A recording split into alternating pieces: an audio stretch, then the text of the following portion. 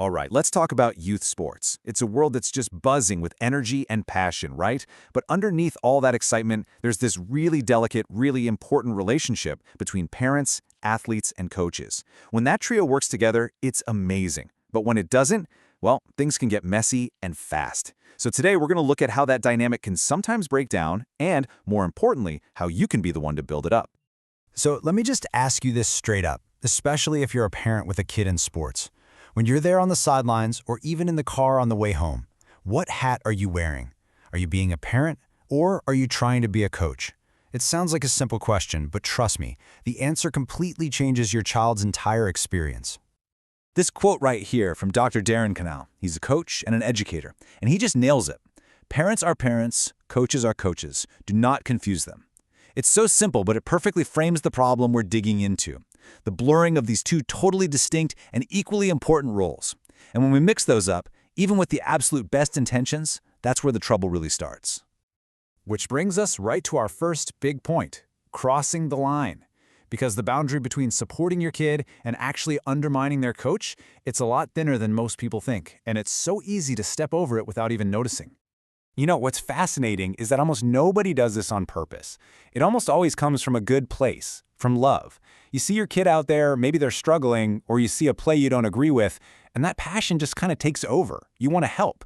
But sometimes that help becomes an overstep, and it accidentally makes everything harder for the one person you're trying to support, your own child. So, what does this overstepping actually look like on game day? Well, that brings us to what you could call the undermining playbook.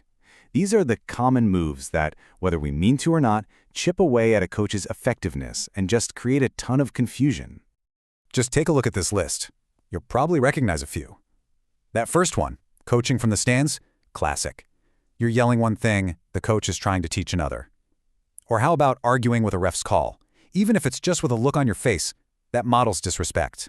Even a tiny thing, like saying our jump training, can kind of make it seem like you're a co-coach. And oh, that dreaded car ride home. Critiquing the game right after it ends just piles more pressure on a kid who's already heard from their coach. And if you want proof of how serious this has all become, look no further than the purple card in some volleyball leagues. Seriously, this isn't just someone saying, hey, quiet down. It is a formal penalty given to the team because of a spectator's bad behavior. It just goes to show you this is a real, recognized problem with actual game-changing consequences. So to get this right, we have to know our roles. Let's break it down. The parent's job, that's the foundation. It's about getting the athlete ready to show up, making sure they're rested, fed, and in a good headspace. It's about modeling respect from the sidelines and being that unconditional emotional support, no matter what. Now, the coach's job is tactical. It's skills, strategy, and managing the team as one unit. See how they fit together? They're supposed to complement each other, not compete with each other. Because when those roles do get blurred, it doesn't just stay on the sidelines. It creates a ripple effect that spreads out and impacts the player, the coach, and honestly, the entire team. First and foremost, the person who gets caught right in the middle of all this is the athlete. Just imagine, you're on the field, your coach is yelling one instruction, but then you hear your mom or dad in the stands yelling something completely different. Who are you supposed to listen to? It's a recipe for confusion and anxiety right at the moment a player needs to be totally focused. And of course, it completely tucks the legs out from under the coach's authority. Dr. Cannell points out that the second a kid starts looking to their parent for instructions instead of the coach, you've got a problem. I mean, if a child sees their own parent questioning the coach, why on earth would they trust what the coach has to say? It just fractures the whole team structure. This stuff also puts a really unfair spotlight on your kid.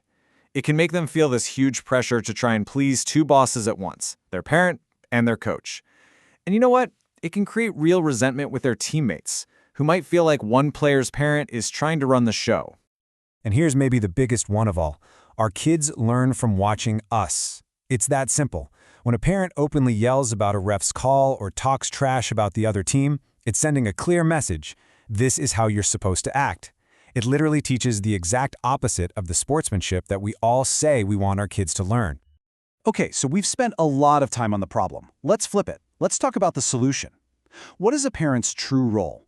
How can you become the coach's biggest ally, and in turn, your child's biggest champion?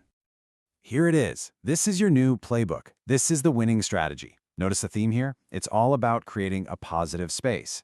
Cheering for a great play by the other team, that shows a true love for the game. Modeling respect, that's non-negotiable. And this one's huge. Give your kids some space after the game. Let them breathe and process it on their own time.